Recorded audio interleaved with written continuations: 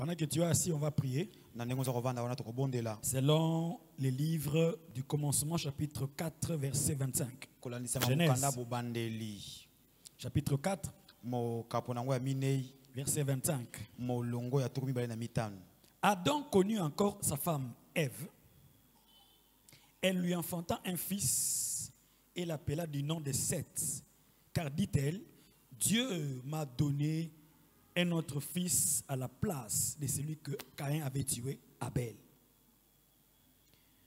Vous savez qu'Adam et Ève avaient deux enfants, n'est-ce pas? Des garçons qui sont connus. Hein, Caïn a tué Abel. Et le cœur de Ève était meurtri. Elle a au fait perdu deux enfants à la fois. Parce que Abel était mort et Caïn a fui. Donc elle est restée sans garçon. Son cœur était mal. Elle n'avait plus envie d'avoir un enfant. Mais son mari Adam est en train de l'encourager, La Bible déclare, Adam connut encore Ève. Ève enfanta un enfant. Elle appela Seth. Et dit-elle, Dieu vient de me redonner un autre enfant à la place de celui qui était mort. Et le mot Seth, c'est en hébreu. En français, cela veut dire compensation. Dieu te donne ce que tu as perdu, mais avec des intérêts. Tu as perdu $100. Dieu te redonne 150. Ce que tu as perdu, il met les intérêts dessus. Ça on appelle 7. En fait, c'est l'accomplissement de ce que Joël a dit. Je vous remplacerai les années qui ont été détruites par les sauterelles. Je veux que tu pries maintenant là. Que Dieu puisse restaurer tes finances. Tout ce que tu avais perdu, que tu les retrouves, mais avec des intérêts, avec un plus-value. Tu le crois, n'est-ce pas? Tu le crois, n'est-ce pas? Même si c'est des choses qui sont dans ton rêve, qu'il te donne au-delà de ce que tu imagines, de ce que tu penses. Que durant ces programmes, cela soit ton témoignage. Lève la voix, prie le Seigneur, alléluia.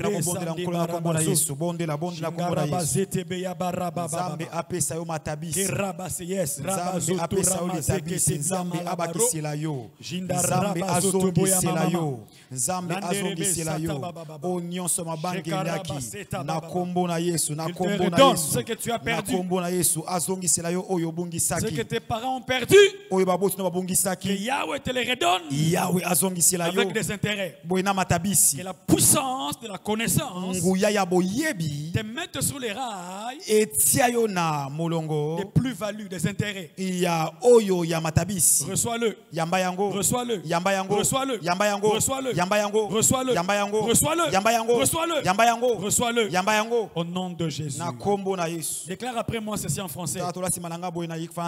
Cette saison est celle que Yahweh a créée pour moi. est celle que Yahweh a créée pour moi. Elle est pour moi bonheur et prospérité. Elle est pour moi bonheur et prospérité. J'ai le droit fondamental de réussir. J'ai le droit fondamental de réussir. Et d'être extrêmement riche. Et d'être extrêmement riche. Pour le royaume de Dieu. Pour le royaume de Dieu. Au nom de Jésus. Au nom de Jésus. À partir de maintenant. À partir de maintenant. L'argent vient à moi facilement. Vient à moi facilement. L'argent circule librement dans ma vie. Circule librement dans ma vie. Chaque jour. J'attire beaucoup d'argent. J'ouvre ma pensée. À toutes les idées. Qui créent l'argent. J'ouvre mes bras. Pour accueillir beaucoup d'argent. Et je dis oui à la prospérité. Je dis oui à la prospérité.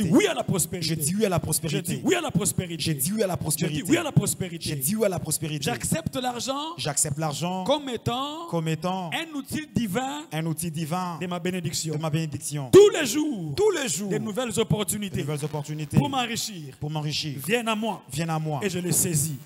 Au nom de Jésus. Je remercie Dieu pour mes factures.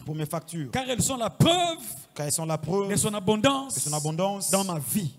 Au nom de Jésus. Au nom de Jésus. Il est plus que temps que j'aille ma part des richesses qu'offre ce pays.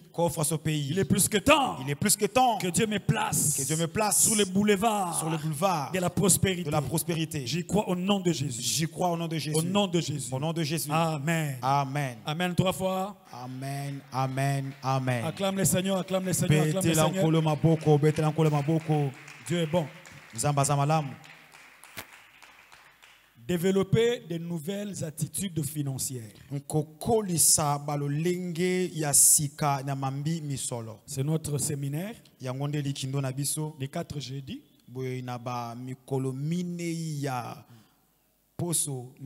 L'objectif final, c'est que Dieu vous donne de nouvelles attitudes face à l'argent. Et Dieu vous l'accordera au nom de Jésus. Nous avons introduit la fois passée, le jeudi passé. Et nous avons dit que nous avons un syllabus que nous vendons. Nous saluons ceux que nous suivent en ligne. Dieu vous bénisse. Il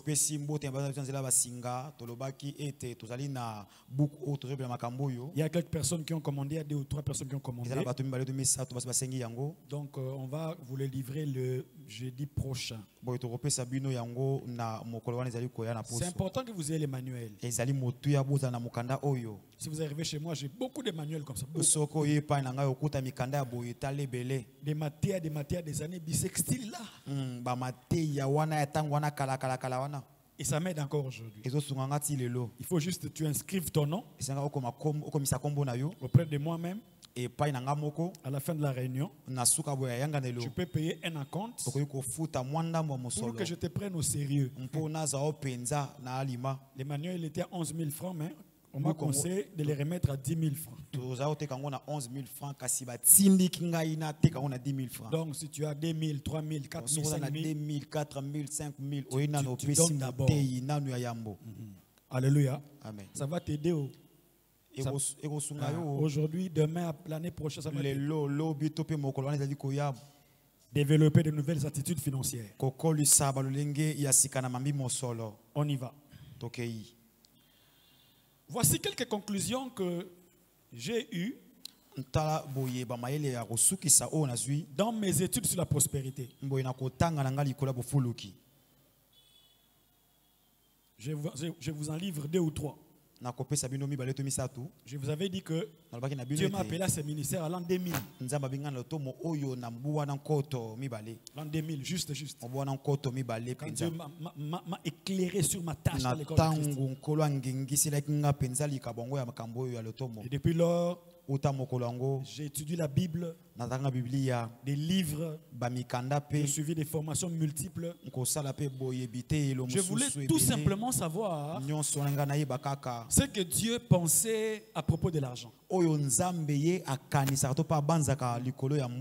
on le verra. Dieu pense beaucoup de bien de l'argent. Il a de bonnes idées sur l'argent. C'est le christianisme des années passées, je ne condamne pas. C'est une analyse qui ne nous a pas mis au contact de vrais enseignements sur les finances. Et on a connu un grand retard à l'église à propos de ça. Je vous assure, c'est pas parce que j'enseigne l'argent que je vous le dis. Mais tout lecteur des Écritures va te le dire. Genèse jusqu'à Apocalypse, la Bible est plein d'enseignements sur l'argent et sur la prière. Lisez, vous allez voir. Et 70% de toutes les paraboles de Jésus-Christ tournent autour de l'argent, de l'économie. L'apôtre Paul a dit, à Dieu seul sage, Soit louange et honneur. Dieu est le seul sage qui soit. Ce n'est pas un hasard qu'il ait fait que les paraboles tournent autour de l'argent. Mais les missionnaires qui sont venus avant nous, ils ont enlevé dans les paraboles de Jésus la substance financière et économique. Je vous prends des exemples rapidement. On prend la parabole des bons samaritains par exemple. Suivez-moi très bien. Les bons samaritains qui passaient par la route là, il voit un homme qui a été tabassé à mort. Il les ramasse, il l'amène, disons, à l'hôpital. Il paye l'argent et il dit, soignez-le. S'il faut encore ajouter, je viendrai ajouter. Moi, quand je me suis converti, on m'a dit ceci. Les bons samaritains, c'est Dieu. Ou toute personne de bonne volonté. Tu peux avoir des problèmes comme tu veux. Dieu est bon samaritain. Il va te ramasser. Mais on n'a jamais mis dans ma tête la dimension économique de la parabole en question. Mais après, qu'est-ce que moi j'ai appris? Cet homme-là, il était bon, il avait des qualités. Il était bon et il avait l'argent. Par sa bonté, il a vu un homme malheureux en route. Il a ramassé, il a sorti l'argent de sa poche pour qu'on le soigne. Voici la leçon. La bonté sans argent n'aide personne. La bonté ne paye pas les minervas des enfants. La bonté ne nourrit pas les veuves et les orphelins. C'est la bonté accompagnée de quoi? De l'argent. C'est pour dire que tu peux être bon comme tu veux. Si tu es piaquer, tu n'iras pas loin. Tu vas aider deux personnes, trois personnes. Ça va s'arrêter là. Alors que Dieu veut que tu puisses aider des milliers de gens. Que tu nourrisses des veuves, des orphelins. Mais là, il faut l'argent pour ça. Alléluia. Amen. Alléluia. Amen. Que Dieu ajoute à ton cœur bon beaucoup d'argent. Mais rapidement, je prends un autre cas. Le fils prodigue. Un enfant de haute naissance dit à son père, donne-moi mon argent. J'ai grandi. Donne-moi mon héritage. Je vais investir ailleurs. Les gars, il part. Il voit de belles femmes. Il a dilapidé tout son héritage avec les femmes. Tout perdu. Au point qu'il manquait la nourriture. Un enfant des riches. Il a commencé à manger avec les cochons. Étant entré en lui-même, il s'est dit, même les domestiques chez mon père ne sont pas comme ça.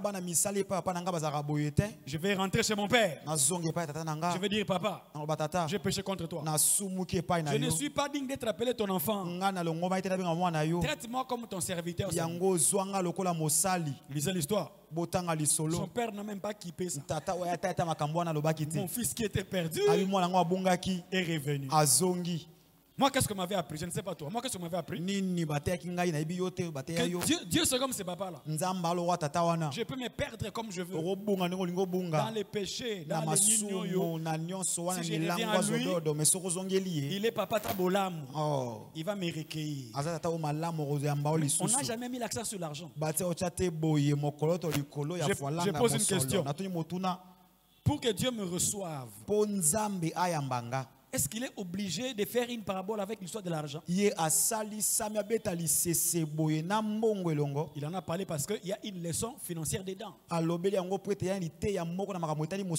C'est quoi la leçon? Bien aimé, ça c'est l'objectif de l'enseignement ici. Dans l'église aujourd'hui, nous formons beaucoup de fils prodigues. Nous avons des papas prodigues, des mamans prodigues, des enfants prodigues. C'est-à-dire des gens qui aiment le Seigneur, mais qui n'ont pas été coachés sur ce qui concerne l'argent. Quand ils n'ont pas d'argent, ils sont calmes. Il leur suffit d'avoir seulement un peu d'argent. Ils font exactement comme le fils prodigue. Les rêves qui passent dans la tête, c'est acheter des voitures, acheter des habits, des téléphones qui coûtent cher. Frère prodigue. Et en un instant, tout l'argent se dissipe. Nous avons des papas prodigues, maman prodigue, enfants prodigues. Ils vont à l'église le dimanche. Ils chantent. C'est parce qu'ils ont des poches trouées. Qu'ils reçoivent seulement un peu d'argent. Par manque de coaching, ils perdent de l'argent et se retrouvent dans les problèmes. J'en ai connu des pasteurs prodigues. Il prêche bien. Il aime le Seigneur. Mais il lui suffit d'être au contact de l'argent seulement. C'est fini. Pasteur, l'église a essouté. Là, il appelle son assistant, il dit je viens prêcher le dimanche. Parce qu'il a vu l'argent. Il y a un pasteur ici à Ozone. Une femme qui était de la famille de Mobutu à l'époque. Elle avait donné à ses pasteurs une dîme de $70,000. Ouais, quand on dit chiffre, toi tu entends seulement 70 000. C'est des chiffres. Mais que tu le vois comme ça devant ta table. Tu vas parler en langue toi-même.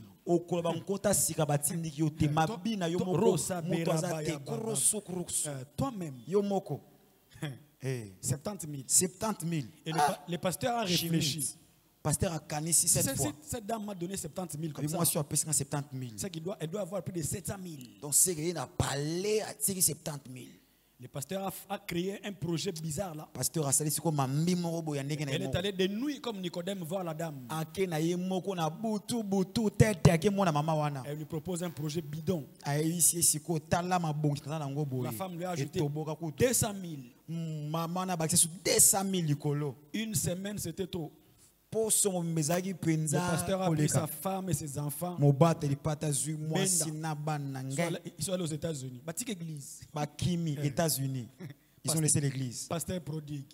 Pasteur n'a pas été coaché. Il tremble devant l'argent. Tu dois être maître de l'argent. On va les voir. Alléluia. Amen. Et beaucoup de gens ont perdu la vie chrétienne comme ça. Parce qu'ils n'ont pas été coachés par rapport à l'argent. Et la dame l'a dit. Hey, le jour où moi je vais encore donner la dîme à l'église. Qu'on m'ajoute un 6e doigt ici. J'ai dit maman. C'est maman. C'est le diable qui veut encore t'avoir. Toi, tu as fait ta part. C'est lui qui a volé. Dieu s'occupera de lui. Toi, tu dois continuer à donner. Parce que c'est pour ta prospérité financière. Donc, mes amis, il est temps que les chrétiens d'aujourd'hui apprennent à se préparer comme on l'a dit la fois passée. Alléluia. Amen. Donc lisez les paraboles. Hein? Lisez. J'en ai pris que 2. On verra une autre tout à l'heure là. Vous allez voir parce que toutes les paraboles ont un aspect économique. Ce n'est pas un hasard. Mais nous avons relégué l'argent derrière, alors qu'on devait les mettre au devant dès le début du ministère. Quelqu'un me dit, docteur Manu, comment toi, tout un pasteur, tu passes ton temps à enseigner l'argent aux gens, enseigne la sanctification. C'est comme si l'argent n'est pas un domaine biblique. C'est avec l'argent qu'on construit des églises, qu'on imprime des Bibles, qu'on nous suit. Une live sur Facebook.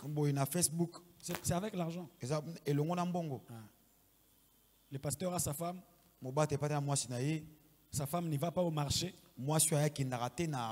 Elle dit, je suis la femme du pasteur Daniel. Elle parle un peu en langue là-bas. Maman, prends les tomates, prends les matungulu. Là-bas au marché, c'est l'argent qui parle. C'est pas les langues. Et on doit s'y préparer. Alors, je disais ceci. Voici les conclusions que j'ai eues sur la prospérité financière. Numéro 1. La prospérité financière et matérielle est au centre de la volonté de Dieu pour toi.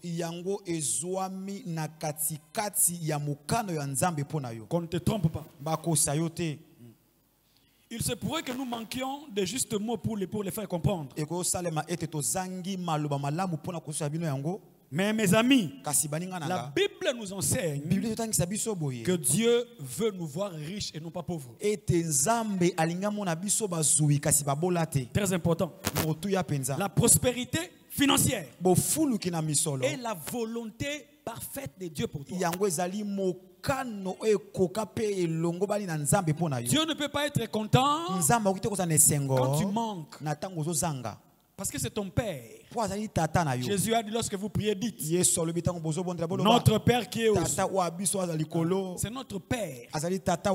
Et tout Père normal est fier de voir ses enfants prospérer. Alléluia. Amen. Jamais je ne viens papa normal qui se réjouit parce que son fils a échoué. Sa fille s'est mariée. Une semaine après, elle a divorcé. Papa et maman sont contents. Ils font des invitations. Venez, on va manger, on va danser, on va boire. Notre fille a divorcé. Non. Un papa qui va signer les bulletins de son enfant. L'enfant fait 80%. Et papa se fâche. Il dit, mais mon fils, c'est quoi ça cette histoire? Fais comme les autres. Fais 50, 55. Pourquoi 80 comme ça? Maintenant les gens sont en train de me regarder. Voilà son père, voilà son père. Tout parent est fier de voir son enfant prospérer. Et aussi vrai que Dieu est ton père, sa fierté est de te voir prospérer. Et tu vas prospérer au nom de Jésus. On va lire ce passage ici dans quelques versions. J'aime bien ce passage. Psaume 35, verset 27. Psaume 35, verset 27. Qu'ils poussent des acclamations et qu'ils se réjouissent, ceux qui prennent plaisir à ma justice, et que sans cesse ils disent: loué soit Yahweh qui veut la paix de son serviteur. Ça, c'est la version de Louis II. Tob dit ceci: ceux qui voulaient pour moi la justice crieront de joie. Ils diront sans cesse: le Seigneur triomphe. Lui qui a voulu le bonheur de son serviteur. Hein? Louis II parle de la paix de son serviteur. Tob parle du bonheur de son serviteur. Français courant. Ma joie est suprême pour ceux qui se plaisent à me voir déclaré innocent, qu'ils disent et qu'ils répètent: Yahweh est grand, il est heureux de donner satisfaction à son serviteur. Mais la version anglaise que j'aime, là on dit: Dieu prend plaisir à la prospérité de son serviteur. Ça lui fait du bien. De te voir avec $100 aujourd'hui. Demain c'est 200. 1000. 10 000. 100 000. il est content. Donc, et c'est Pelisa Nzambe na yo. Alors, lui, c'est qu'on lui parle de la paix. Lui, c'est quoi ça? Le mot paix, là, c'est le mot shalom. Shalom. Dis après moi shalom. Shalom. Et ce mot shalom Shalom veut dire beaucoup de choses. Quand on dit frère, shalom, alléluia. Shalom, shalom, shalom, shalom, shalom, frère, shalom, frère, shalom, shalom, shalom. Shalom veut dire ceci. Être en bonne santé. Être prospère. Avoir la paix. Être complet. Être solide. Avoir des relations intéressantes. Avoir une vie paisible. Quand on te dit shalom, on te veut en paix. Dans ton esprit, dans ta vie sociale, shalom. Donc la prospérité, comme je disais, c'est la volonté de Dieu dans ta vie. Et c'est le diable qui a introduit des mensonges sur la prospérité. Quand j'enseigne sur les semences, j'ai dit ça. Quand quelqu'un sème, il doit s'attendre à quelque chose. Alléluia. Amen. Tout agriculteur, quand il sème, il s'attend à recevoir la moisson. Mais nous, on nous a appris ceci. J'ai reçu Jésus, c'est fini. C'est l'essentiel. L'essentiel que j'aille au ciel. Mon nom est inscrit dans le livre de vie. Que je mange, que je ne mange pas. Les vêtements vont rester sur la terre. Mon âme est sauvée. Voilà. On nous interprète mal le texte de que sert-il à l'homme de gagner le monde entier et de perdre son âme.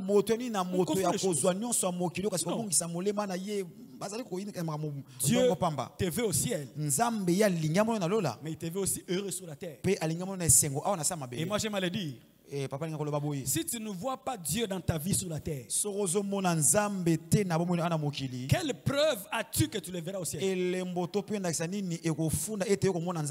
tu commences à le voir ici, dans ta santé. Oh non, j'ai reçu Jésus, ça suffit. Que j'ai le courant ou pas, ce n'est pas un problème. Que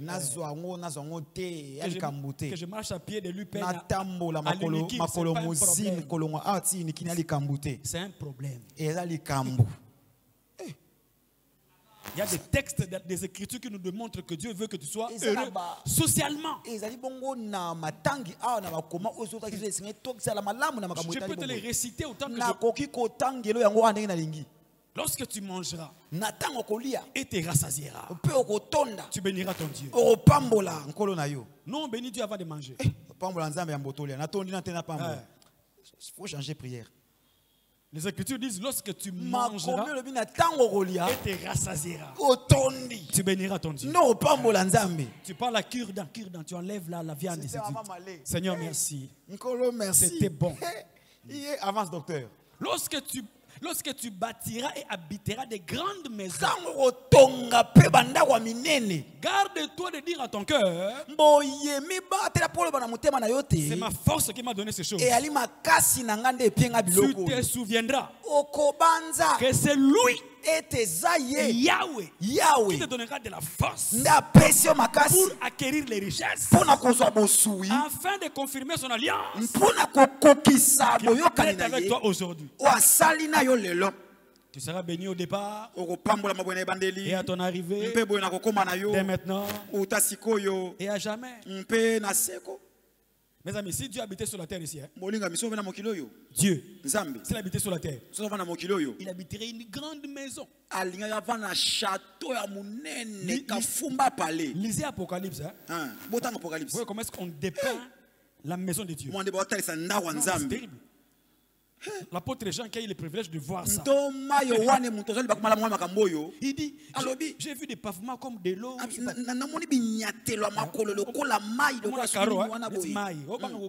Le carreau là comme de l'eau, il craint de s'enfoncer. Il dit, j'ai vu la muraille avec 12 portails. Muraille à nord. Il dit, j'ai vu une lumière. J'ai cherché la source de la lumière, je n'ai pas vu. J'ai compris que c'est lui-même qui éclaire sa cité. Dieu, il habiterait une grande maison. Il aurait une table longue de la les gens seraient tout le temps en train de manger autour de lui. On mange. On arrive, on chante, on mange. Ça c'est Dieu. Il te veut heureux socialement. Et tu vas le devenir. C'est une dimension du salut, de ton salut. Tes enfants seront élevés avec les blés, les mous et le miel. J'ai grandi aujourd'hui, mes amis. Je connais seulement les blés et le miel. Les mous, je ne connais pas c'est quoi. Il faut m'expliquer ça. Maintenant, Dieu dit, nos enfants seront élevés avec les miel, les mous et les blés. Pas avec les dindons. Les enfants de blancs sont en train de chercher les derrière des dindons. Ils voient et tout ça parce que tout vient en Afrique. Et puis on appelle ça dindon. C'est pas dindon. Hein, papa, ils appellent ça dindon. C'est pas le dindon. C'est qu'on mange ici. Les dindons, c'est des dindes. Et puis il y en a qui ont des kilos de dire. Moi j'aime seulement manger au balabal. Moi j'aime seulement ce qui est dans la rue là. L'enfant de Dieu. Le dinde. Ta femme dit non. Moi, c'est l'obité. Comme tu aimes ça, on va faire à la maison. Il dit non, non. La route seulement. Le diable est méchant. Surtout dindon.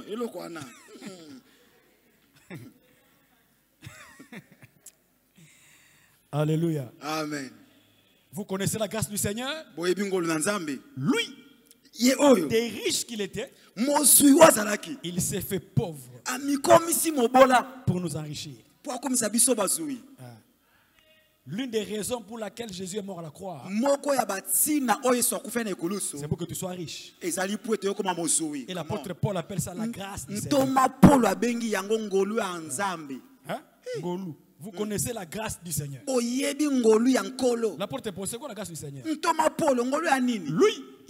des riches qu'il était, il s'est fait pauvre pour t'enrichir. Il faut que cette dimension-là, tu la vives au nom de Jésus. Amen. La prospérité est la volonté de Dieu pour toi. Mais comme je disais, le diable a introduit des faux enseignements.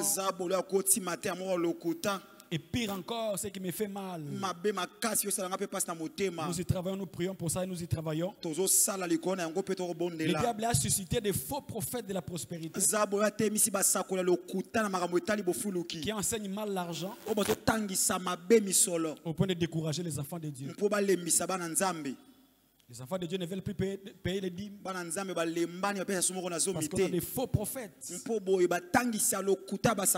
qui ne voient pas notre prospérité mais qui voient seulement notre poche. Ils se soucient de l'argent que nous donnons mais pas de notre vie.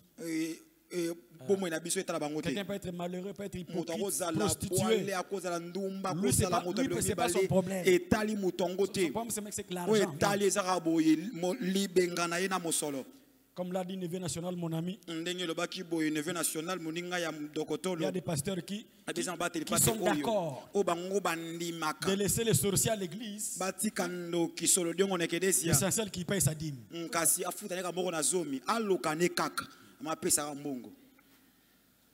Je veux des chrétiens être découragés. Quand on parle de l'argent, ils ont peur. Ils veulent plus s'aimer parce que le diable a injecté des faux enseignements.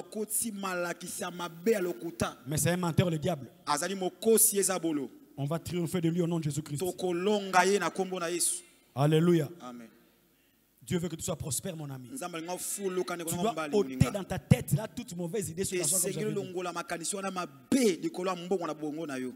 Mes amis, il y a un temps dans ce pays ici, on nous enseignait que la pauvreté marcher ensemble avec la spiritualité. Si tu veux être spirituel, évite de penser à l'argent. On nous a enseigné ça. Il y a des gens qui ont fait vœu de pauvreté.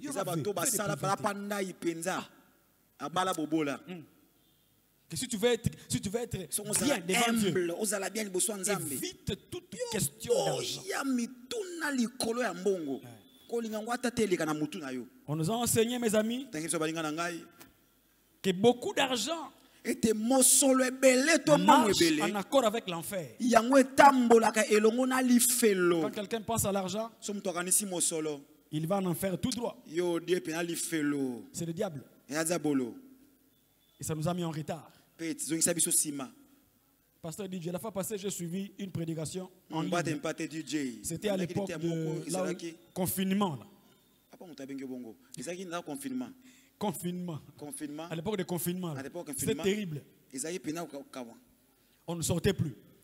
Le culte en ligne. Frère, j'ai suivi un culte qui s'est passé au Canada. Mon frère, au Canada. Il y avait un prédicateur, une modératrice, il y avait un invité qui était un pasteur américain noir. Derrière, il y avait des musiciens, pianistes, guitaristes, ils étaient 4 ou 5. Dans un salon, un très beau salon là. On a fait 3 heures du temps. Prière, intercession, matéia, témoignage. Sur YouTube. Mais écoutez là où ça m'a fait pleurer. C'était un culte. Après le culte, c'était arrivé le temps des offrandes. Et le pasteur là, il avait sa tablette entre les mains. Et ils ont donné des coordonnées pour que l'argent vienne. Frère, ils étaient là au nombre de moins de 10. Et ils disaient Alléluia. Dieu soit béni. On vient de recevoir $500 d'une femme au Rwanda. Gloire à Dieu. Maman, Dieu te bénisse. On vient de recevoir $1000 tout à l'heure là, d'un homme à Kinshasa. Frère, en moins de 30 minutes, ils ont reçu l'argent de tout ça. Kinshasa. Moi, j'ai une tête qui calcule vite. Quand ils disaient on a $500, moi j'ai calculé. Ce que j'ai calculé. $12 000, $13 000. Ils ont fait entrer à peu près 12 000 ou 13 000 du coup. Ah, et j'ai dit Seigneur, l'argent. Pendant ce temps, ici, on priait là, on s'est levé contre l'esprit de coronavirus. Mais quelqu'un au Canada faisait entrer l'argent comme ça. Alléluia. Amen. Dieu veut ça. Et il va te l'accorder au nom de Jésus-Christ. Nous sommes arrivés à une saison où il y a afflux de finances. Et tu les vivras au nom de Jésus-Christ. Tu les vivras au nom de Jésus-Christ. Deuxième conclusion. Numéro 1, je dis la prospérité et la volonté de Dieu pour toi. Et du reste, c'est l'une des dernières armes. Des dernières armes dont Dieu va se servir avant que l'église ne soit enlevée. Je vous dis, ça c'est la prophétie des Écritures. Il va nous rendre riches avant qu'on soit enlevé. Et tu le vivras. Deuxième conclusion. Ça c'est très fort maintenant ici. Dieu ne nous donne pas l'argent. Dieu nous les confie.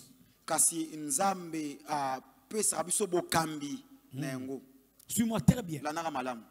Dieu ne nous donne pas l'argent. Dieu nous confie l'argent.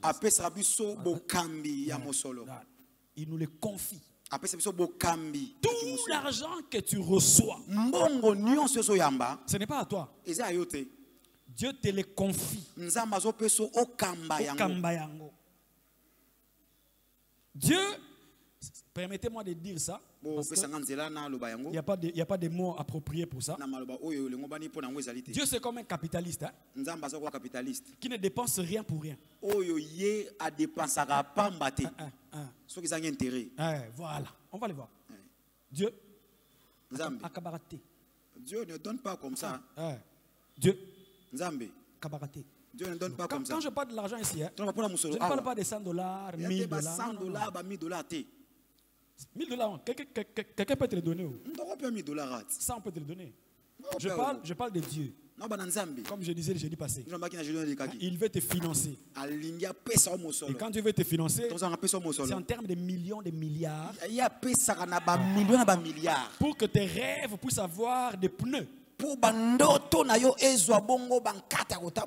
Alléluia. Amen. Pour manger, tu n'as pas besoin d'un miracle. Mais pour nourrir 10 000 orphelins, tu as besoin de beaucoup d'argent. Or, c'est beaucoup d'argent là. Dieu ne peut pas te les donner comme ça. Non. Dieu te confie la quantité d'argent dont tu as besoin en fonction de quelques preuves que tu lui présentes. C'est pourquoi nous parlons des attitudes. Tu peux être un bon chrétien. Tu gagnes les âmes. Tu pries beaucoup. Mais tant que tu n'as pas encore de bonnes attitudes financières, Dieu ne fera pas passer beaucoup d'argent entre tes mains.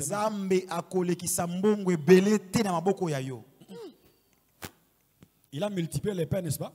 Et les poissons. Ils ont mangé.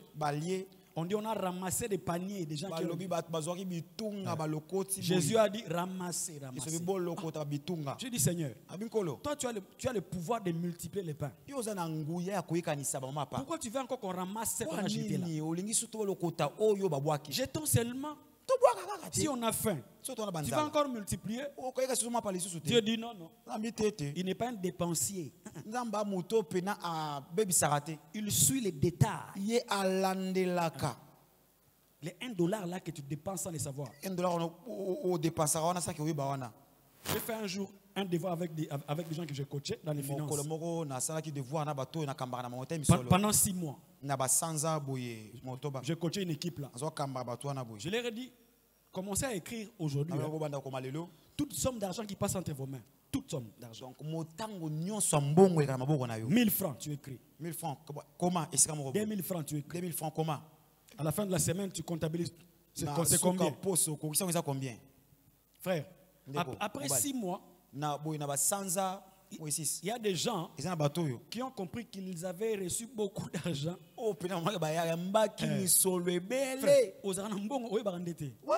Toi, tu as l'argent, je ne sais pas. Mais comme ça entre 10 aujourd'hui, tu bouffes. $10 au lieu. Après 2 jours, encore 3, ça entre 5. Tu bouffes. Tu vois que tu es piaquer. Toi, tu te dis que toi, tu manques souvent. Tu comptabilises. Tu verras qu'en 6 mois, il y a des milliers de dollars qui sont entrés dans ta main. Comme ça. Ça entre comme ça.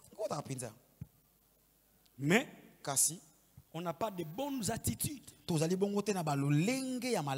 Lisons cette histoire et puis on va finir par là. Luc chapitre 19, verset 11 à 27.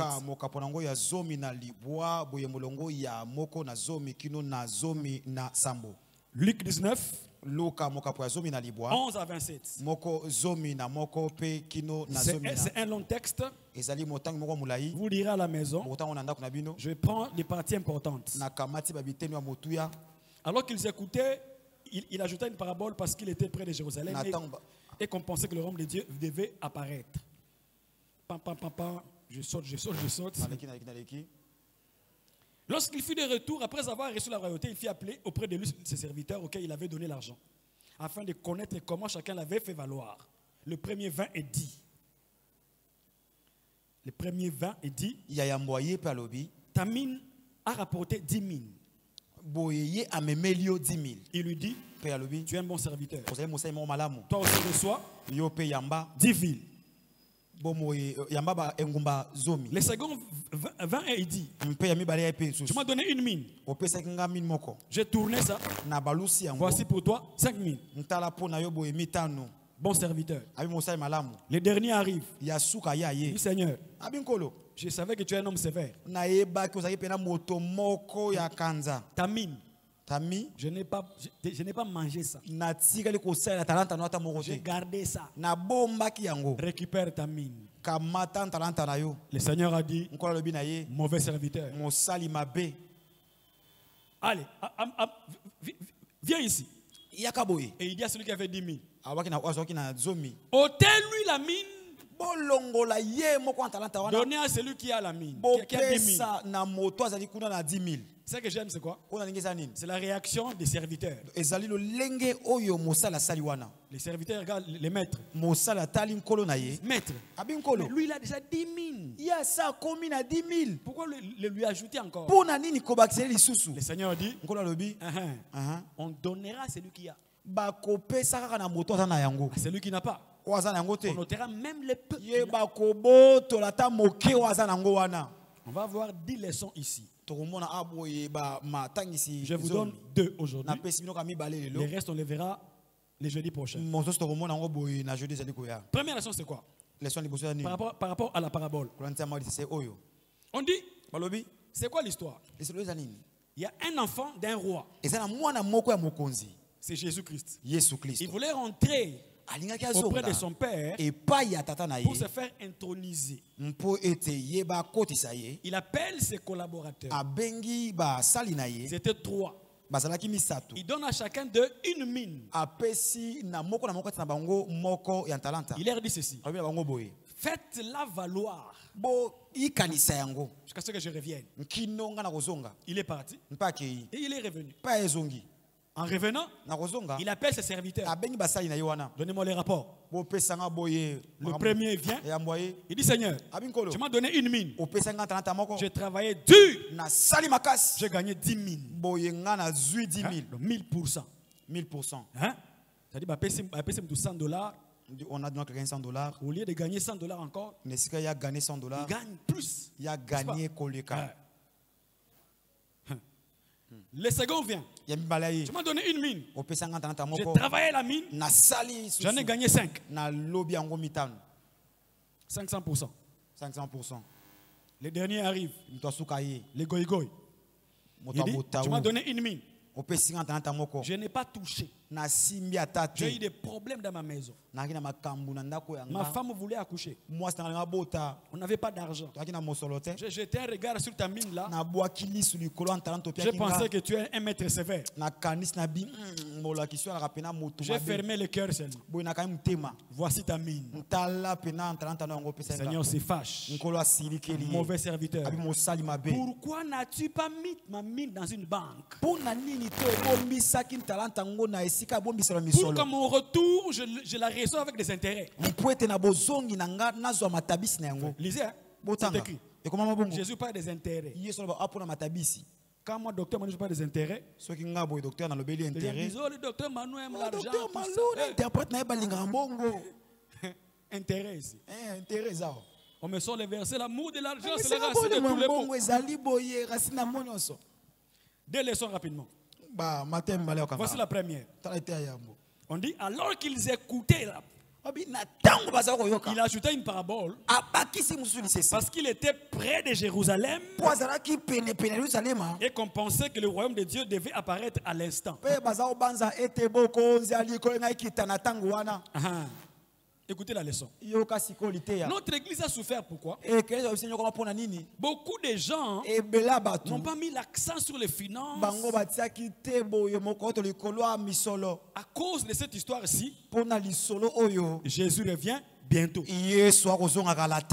Alléluia. Amen. Jésus revient bientôt. Il viendra comme un voleur. Il est en chemin, l'enfant de Dieu. J'ai vu des gens abandonner les études à cause de ça. Pourquoi avoir une licence? Jésus revient bientôt. Pourquoi construire des maisons? Qu'est-ce qu'on va en faire? Jésus revient bientôt. Lui-même Jésus. Il leur donna cette parabole ici. Parce que beaucoup de gens pensaient que les royaumes arrivaient à l'instant. Frère, Jésus revient bientôt, je le sais. J'ai lu la Bible. J'ai lu encore la Bible. Avec toute humilité. Je suis docteur de la parole de Dieu. Je vous promets, le jeudi prochain, moi et vous, on va se voir ici. Jésus ne viendra pas au jeudi prochain. Parce que tous les signes prophétiques ne sont pas encore réalisés. On va se voir ici le jeudi. Je vous dis la vérité. Si j'oublie, rappelez-moi, docteur, on s'est vu. On va se voir ici. Je vous dis la vérité. Papa Vernon disait, quant à la sanctification, vivez comme si le Seigneur revient la seconde qui vient ici. Soignez votre vie. Dites-vous, il va arriver bientôt là. Mais quant au projet, quant à l'argent, vivez comme s'il ne viendra pas. Alléluia. Le tanga, ça là, cop. Achète des maisons construites. Des coopérations. Même si tu n'y habitais pas, on va au ciel. Gloire à Dieu. Là-bas, c'est mieux d'ailleurs. J'ai étudié avec un garçon ici à Lingua. Troisième littéraire avec lui ici. Il était témoin de Jéhovah. Il a dit, lui, quand il a son diplôme d'État, il s'arrête là. Il ne fera pas l'université. Il fera 6 mois d'agriculture. Parce que le royaume de Dieu revient. Ça fait très longtemps qu'ils ont été ensemble. Jusqu'aujourd'hui. On est avec lui sur la tête. Je le vois là.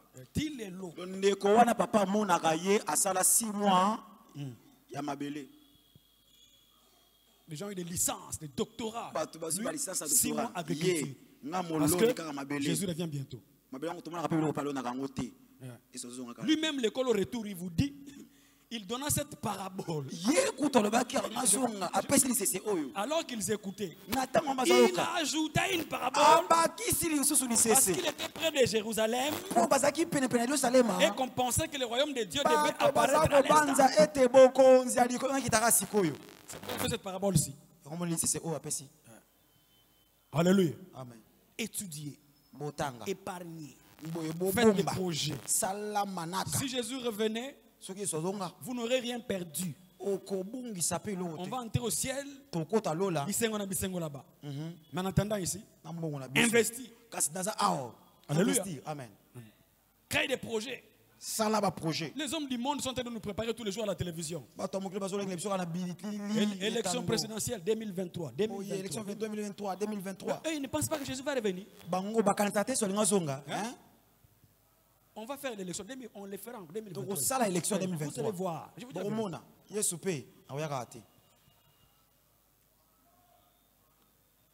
mais il faut être saint. Parce qu'il peut revenir de multiples manières. Il y a des gens qui meurent, n'est-ce pas? Tu vas dire, le docteur Manoua a dit, tu te mets à pécher, c'est ton problème. Parce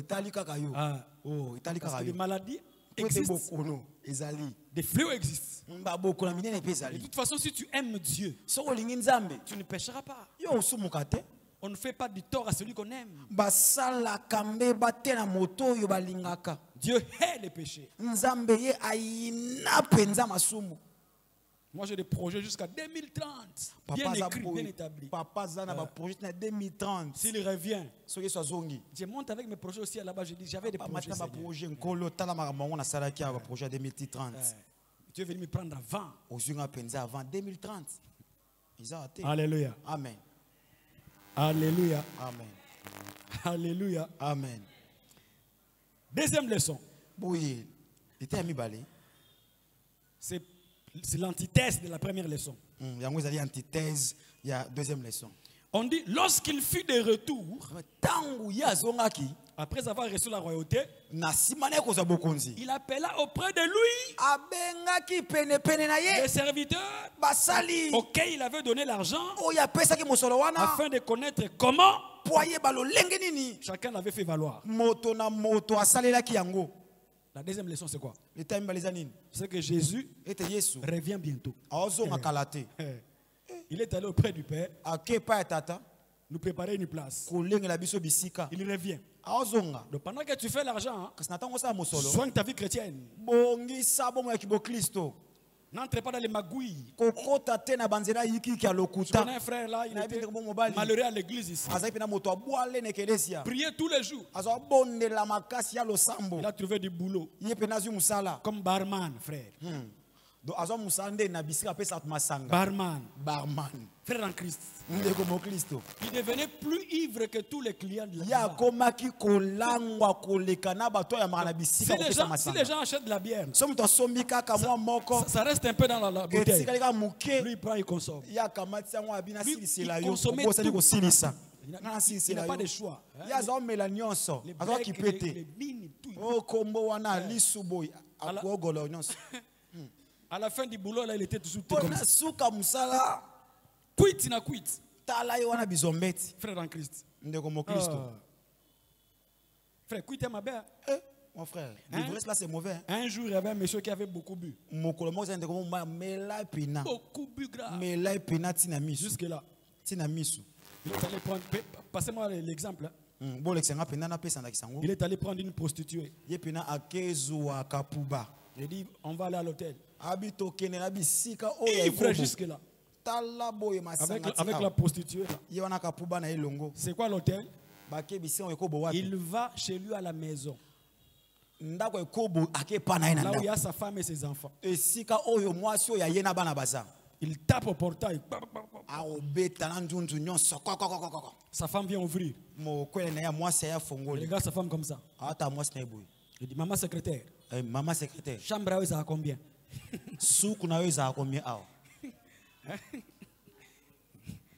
Au point de confondre sa propre femme et sa propre maison. Chambre à eux, ça a combien, maman secrétaire? Ici, la chambre là, ça a combien? Maman secrétaire. Arrangez votre vie, mes amis, chaque jour. Jésus est allé. Il a promis qu'il reviendrait. Il va revenir. Alléluia. Amen. Alléluia. Amen. Numéro 3, on termine par là. Il donna à ses serviteurs de mine. Il leur dit, faites-les valoir jusqu'à ce que je revienne. C'est ça la troisième leçon. Nous l'avons eu tout à l'heure ici. Je disais, Dieu ne nous donne pas l'argent, mais il nous les confie pour qu'on les multiplie. Il donne à chacun une mine. Il ne leur a pas dit achetez des parcelles, achetez des téléphones, achetez des voitures. Il leur a dit faites-les valoir. Faites-les valoir jusqu'à ce que je revienne. Quand quelqu'un te dit je te donne cet argent, tourne ça. Ça veut dire quoi?